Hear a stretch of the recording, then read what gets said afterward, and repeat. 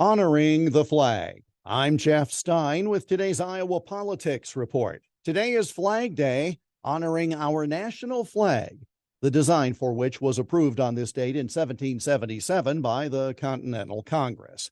The original idea of Flag Day is credited to Wisconsin schoolteacher Bernard Seagrand, who in 1885 urged his students to observe June 14 as Flag Birthday.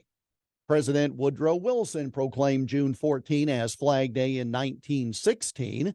Congress followed suit by permanently establishing National Flag Day in 1949.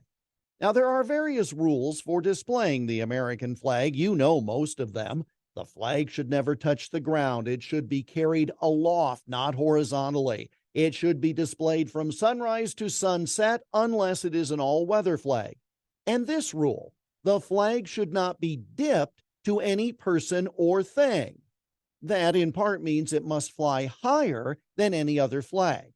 That's why you see the American flag above the state flag, for example, when both are on the same pole, or why the U.S. flagpole is just a bit higher than other flagpoles on the same site.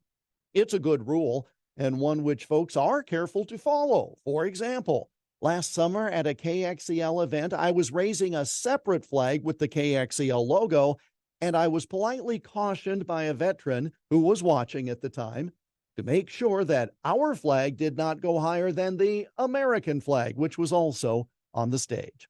So, it cannot have been an accident that at a so-called Pride Month event at the White House this past weekend, 2 U.S. flags were hung at the same level as a so-called pride flag, which was positioned in the center.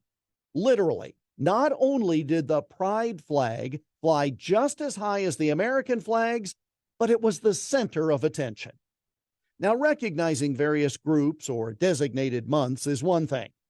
Allowing it to circumvent our national traditions in furtherance of some dedicated agenda is quite another.